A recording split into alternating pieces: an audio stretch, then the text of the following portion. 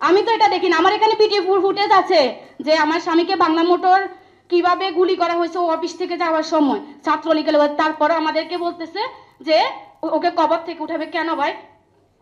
আমরা তো আমাদের এই সাধারণ জনগণ তো তখন ভাবে নাই যে আমাদেরকে এই পজিশনে যায় দাঁড়াতে হবে। এই স্মৃতিগুলো কি ভুলতে পারবো?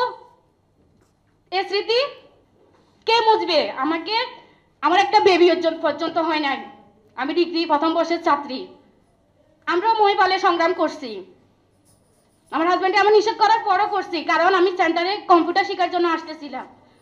তখন বলছে যে আয়শা তুমি যাইও না, দেখো এভাবে এভাবে হইতেছে আমাদের এদিকে, আমি তো অফিসে যাইতে পারতেছি না। আসলে ভাই বিচার মূলত আমরা দুনিয়াতে পাবো বলে আমাদের মনে হয় না। আমার 10 মাসের সংসার ফিরে দিতে পারবেন? পারবে না কেউ। কারো কাছে বিচার দিব না। ওই আল্লাহর কাছে বলবো যে আমাকে বিধবা 10 মাসের বুকে সাদা শাড়ি পরাইছে। ওই আল্লাহকে বলবো যে আমার সুখের সংসারটা ধ্বংস করছে। আমার শ্বশুর শাশুড়ি ভাই কেউ নাই, আমি আর আমার হাজবেন্ড ছিলাম, সুখের একটা সংসার। সবাই তো সবার কর্মস্থলে যাইতেছেন, সবাই সবার বাসায় যাইতেছেন, আমার কাছে কে আসতেছে? কেউ তো আইসার খোঁজ নিয়ে দেখতেছে না। আমার ভাইরা অনেকে বলতেছে বোন টেনশন করে না, আমরা আছি তোমার পাশে। আসলে কেউ নাই, আসলে আমরা নিঃস্ব।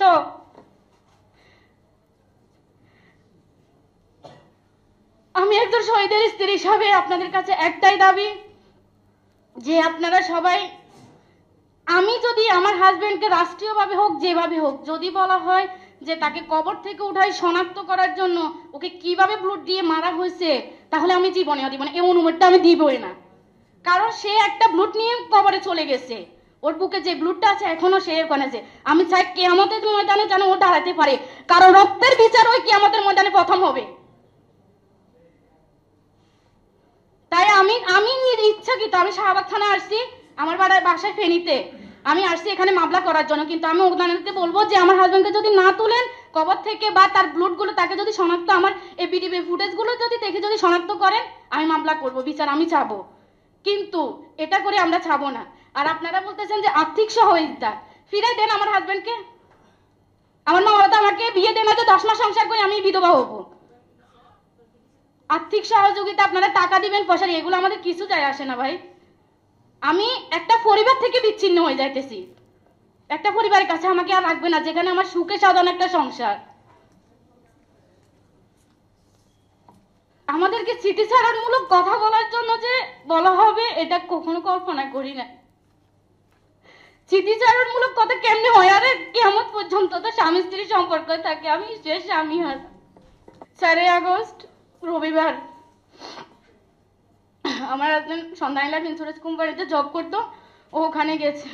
চাকরিতে যাওয়ার পরে আসার সময় আমার কিছু ভাই মনে হয় ঢাকা বিশ্ববিদ্যালয়ের বাইরে হবে, ওরা মিছিল করতে করতে আসতেছে। ও বাসায় এখান থেকে ওখানে যাওয়ার পথে ওদের সাথে অংশগ্রহণ করছে। আর এবার কারো তো একটা টোকও দিল না ও, যে আমি আজকে যে মেনে নেবো যে আমার হাজবেন্ড আন্দোলনে গেছে। এটা তো মনে বোঝাতে পারবো, কারণ ওর সাথে সকালে আমাকে কত হয়েছে, ও অফিসে যাইতেছে। তখন আমার কাছে কল আসে যে ও আমাকে ক্যান্টিন থেকে ফোন দিয়েছে 3:30 বাজে।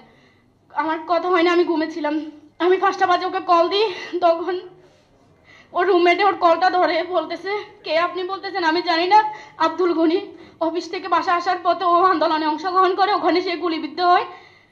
ছাত্ররা ওকে মেডিকেলে নিয়ে যায়, কোথায় নিয়ে গেছে বোন আমি জানি না। তখন আমার আর কি সেন্সিটিভিটি আমি করতে পারবো না, সবকিছু এলোমেলো হয়ে গেছে। আরে আমারও তো বিজয়ের উল্লাস করার আমারও তো একটা শখ ছিল। আমিও তো বলছিলাম গণিকে যে গণি যেদিন ফ্যাসিস্টবাদী সরকার আমার মুগ্ধের মতো ভাইদেরকে মারতেছে, ও যেদিন বাংলাদেশ থেকে পালাইছে আমি আন্দোলনের মিছিল করব। কিন্তু না, আমাকে ওই দিন সাদা শাড়ি পরে ঘরে বসে রেখেছে।